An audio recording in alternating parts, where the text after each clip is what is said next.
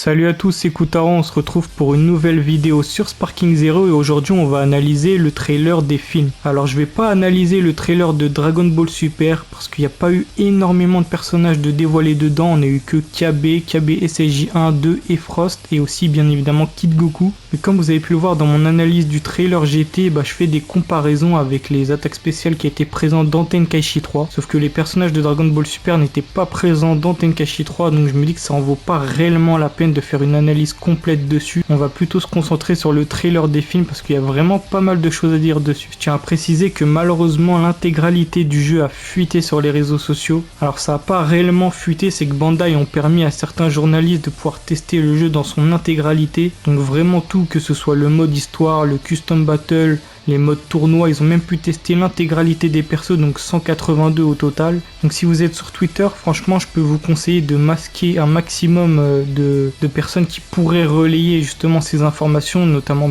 tout ce qui est tweetos Dragon Ball, masquer aussi un maximum de mots, voilà, Sparking Zero, vraiment masquer un maximum de mots et de personnes. Personnellement c'est ce que j'ai fait, j'ai masqué un maximum de personnes, un maximum de mots aussi. Et j'ai plus du tout de Sparking Zero dans mon fil d'actualité sur Twitter, donc c'est ce que je vous invite à faire si vraiment vous ne voulez pas être spoil. Je tiens à remercier une personne, c'est Jules Favaretto, c'est la personne qui me permet de vous montrer tout ce qui est gameplay et attaque spé, attaque ultime de Tenkaichi 3 en comparaison de celle de Sparking Zero. C'est lui qui fait les captures sur Tenkaichi 3 parce que j'ai le jeu en ma possession mais sur PS2, voilà, j'ai pas de PC. Donc je peux pas vous faire des bonnes captures en bonne qualité, donc un grand merci à lui. Du coup on va commencer l'analyse du trailer. Le trailer commence directement avec Broly qui fait son apparition et il nous balance la tag vague déferlante.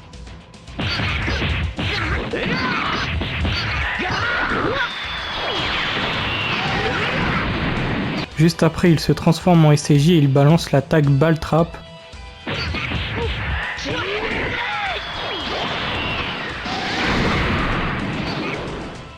Ensuite il se transforme en Super Saiyan légendaire et nous balance sa rush attaque qui s'appelle marteau gigantesque.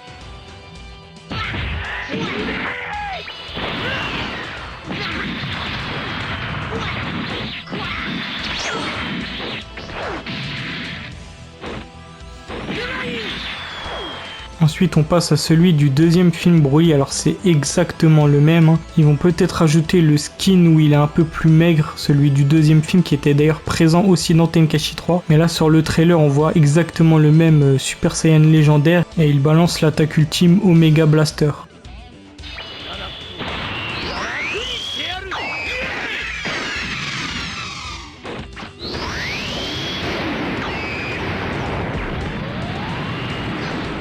Ensuite on a l'apparition de Couleur qui effectue l'attaque rayon oculaire maléfique.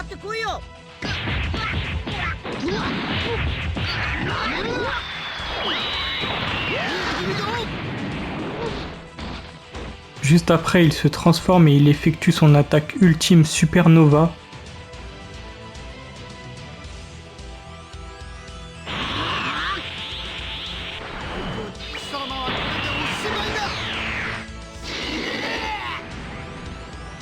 Ensuite on a l'apparition de Metal Cooler, alors il commence direct avec un grab, c'est exactement le même grab qui était présent sur Tenkaichi 3, alors il y a quelques petites modifications mais ça reste quasiment le même.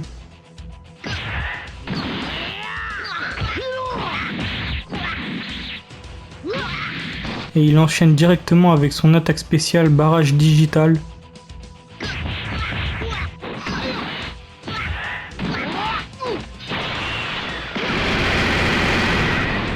Ensuite on a C13 qui fait son apparition et qui nous balance son attaque ultime SS Diddly Bomber.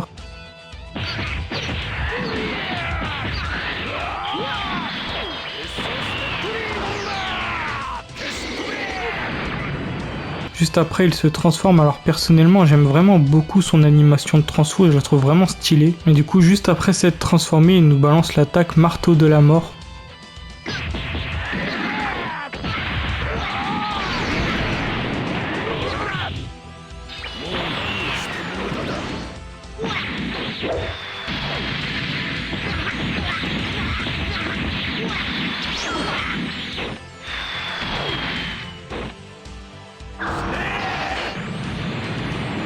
Ensuite, on a l'apparition de Garlic. Alors, j'en ai vu beaucoup se plaindre parce qu'il n'y avait pas Garlic dans sa première forme. Je trouve ça abusé que des gens arrivent encore à se plaindre alors qu'on a 182 personnages Day One, alors qu'on est en pleine ère des DLC. Donc, je trouve ça vraiment abusé que des gens arrivent encore à se plaindre. Surtout qu'on va pas se mentir, Garlic dans sa première forme, quasi personne l'aurait joué, voilà.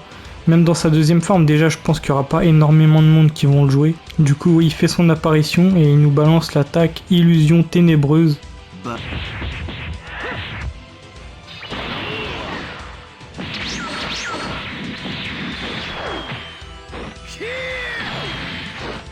Il enchaîne directement avec son attaque ultime qui se nomme Dead Zone.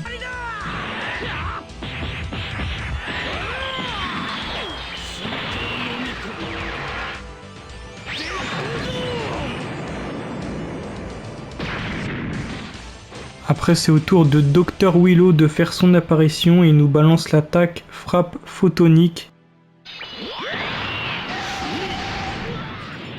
Juste après, il enchaîne avec son attaque ultime qui se nomme Planète Geyser.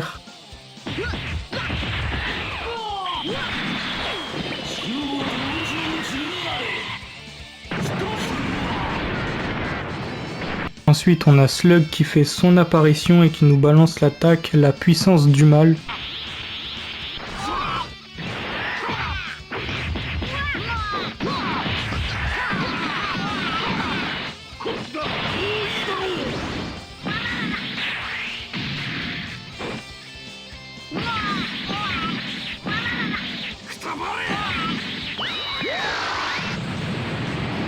Ensuite, il se transforme dans sa forme géante et d'ailleurs vraiment, je sais pas ce que vous en pensez, mais je trouve que les formes géantes sur Sparking Zero sont vraiment super bien faites. Je prends l'exemple de Janemba, alors on l'a pas encore vu là dans la vidéo, on va en parler juste après, mais dans Tenkaichi 3 il était assez massif, mais je trouve qu'il l'était pas assez justement, et dans Tenkaichi 3 ils ont vraiment respecté ça, il est vraiment énorme, il est limite plus grand que les autres Zaro. Donc vraiment je trouve que c'est un truc qu'ils ont vraiment bien respecté sur le jeu. Du coup juste après que Slug se soit transformé, il nous balance l'attaque Blaster Ténébreux.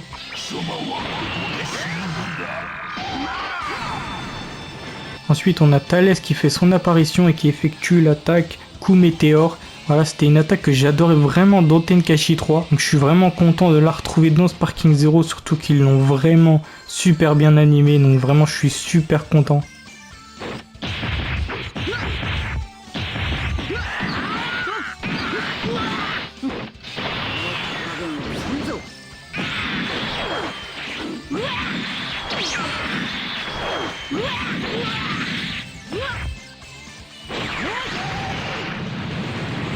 Ensuite on a Bojack qui fait son apparition, alors je sais pas pourquoi, mais c'est un peu mon coup de cœur du trailer. Pourtant d'habitude je suis vraiment pas fan de Bojack, mais là je l'ai trouvé vraiment super bien fait et du coup ça m'a un peu choqué. Alors de base je suis vraiment pas forcément hyper fan du personnage, mais ça m'a sauté aux yeux, donc j'ai vraiment kiffé. Et du coup il nous balance son attaque spéciale Météore.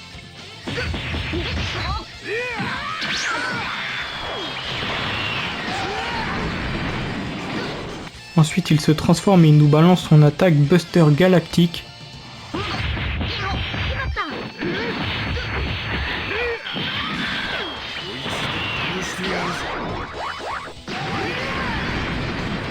On a Hildegarn qui fait son apparition et comme je vous l'ai dit tout à l'heure, vraiment je trouve que les géants sont absolument magnifiques. Hildegarn je le trouve sublime. Je pensais pas dire ça un jour, mais je pense que j'ai vraiment apprécié le jouer alors que d'habitude dans les autres jeux Dragon Ball je m'en tape complètement, donc vraiment c'est superbe. Franchement je trouve ça vraiment cool qu'ils ont super bien respecté les géants. Du coup juste après son apparition il nous balance son attaque Flamme Gigantesque.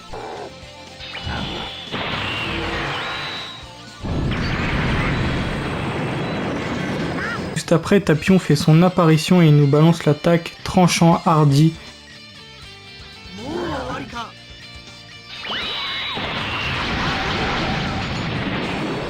Ensuite il nous balance son attaque ultime qui se nomme Brave Attaque Armée.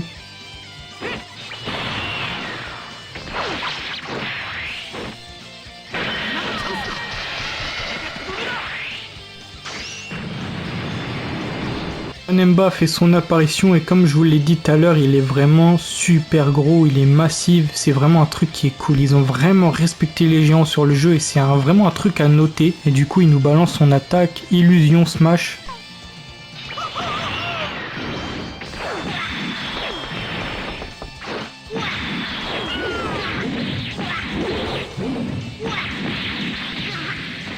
En super Janemba, alors on voit vite fait l'animation de transformation et vraiment elle m'a l'air super cool.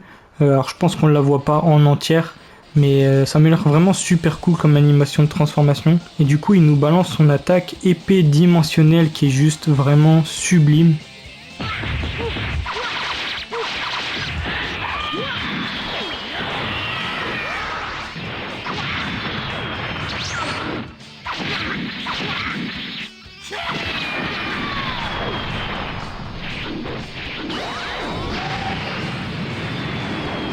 Apparition de Gogeta qui nous balance l'attaque atomiseur cosmique. Et d'ailleurs vraiment la mise en scène du trailer, faut vraiment la souligner parce qu'elle est juste excellente. Voilà, avec le Gogeta à la fin qui nous balance son attaque. Et ensuite on a toutes les affiches des films qui s'affichent.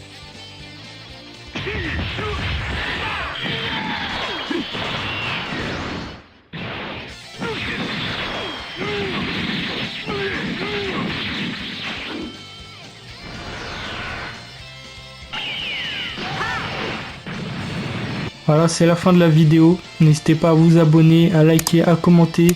Et on se dit à plus pour une prochaine vidéo.